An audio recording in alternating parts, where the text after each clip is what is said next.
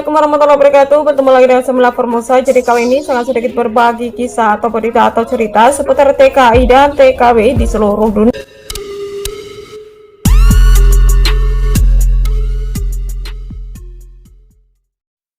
Kabar gembira untuk TKI atau TKW Taiwan. Bulan depan mulai dibuka. Pekerja migran Taiwan bisa beralih ke Kerah Putih, yaitu tanpa batasan kerja 12 dan 14 tahun.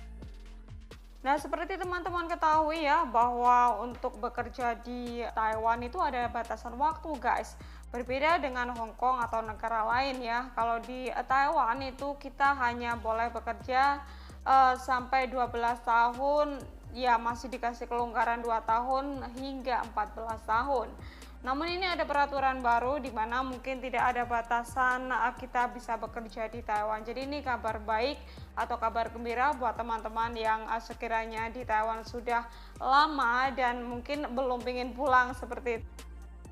Diliput dari suarabmi.com, sebagaimana kita tahu ya bahwa pada bulan Mei lalu Taiwan memberlakukan pembatasan ketat sebagai langkah antisipasi penyebaran wabah virus corona. Kebijakan ini juga berdampak ya kepada seluruh negara mengirim pekerja migran yang juga ditangguhkan, dan juga berdampak pada kurangnya pekerja migran di Taiwan karena setiap hari ada yang pulang. Berbagai sektor mengalami kekurangan pekerja seperti di sektor manufaktur, konstruksi, dan lainnya yang berakibat pada naiknya harga pekerja migran yang tersedia. Perwakilan legislatif, wakil dari Departemen Ketenagakerjaan, wakil dari Departemen Perekonomian, beserta beberapa senator dalam rapat kemarin, yaitu tepatnya pada bulan 10 tanggal 25 hari Senin kemarin, menyatakan bahwa bila keadaan pandemi terus stabil ya, ada kemungkinan bulan depan Taiwan sudah bisa mulai dibuka kembali bagi pekerja migran Indonesia. Nah, tentu saja semua didasarkan dengan keadaan pandemi Taiwan dan negara asal pekerja migran, dan keputusan terakhir juga harus disetujui oleh CDC. Nah, kita berdoa saja ya guys, semoga saja segera diketok palu agar bisa segera dibuka, karena seperti kita ketahui ya, banyak sekali teman-teman kita yang keberangkatannya itu sempat tertunda bahkan sampai setahun lebih guys. Nah, sebetulnya penundaan keberangkatan atau penerbangan itu nggak cuma di Taiwan, di Korea juga demikian, karena ada beberapa negara yang mereka itu masih mengantisipasi akan adanya penyebaran virus corona guys. Jadi mereka mungkin lebih berhati-hati lagi ya, kalau misalkan keadaan sudah stabil ya, untuk negara penempatan dan negara asal sudah sama-sama stabil, mungkin mereka juga akan segera membuka kembali guys. Pemerintah Taiwan telah membahas beberapa syarat bagi pekerja migran yang boleh masuk ke Taiwan, yaitu seperti 1. Pekerja migran yang sudah vaksin 2 kali akan didahulukan. Poin yang kedua adalah hasil tes PCR negatif sebelum masuk ke Taiwan. Poin yang ketiga adalah karantina 1 orang di 1 ruangan sebelum keberangkatan ke Taiwan. Nah, jadi untuk syarat-syarat di atas akan dibahas secepatnya dengan negara kerjasama dan akan diumumkan sesegera mungkin. Satu hal lain yang akan dikhawatirkan yaitu pertimbangan mengenai zero cost ya, yang sedang didorong oleh pihak Indonesia. Sampai sekarang belum ada kesepakatan antara kedua negara. Jadi ada pihak lain yang menyarankan untuk mempertimbangkan pemasukan pekerja migran dari negara lain selain dari Indonesia seperti India.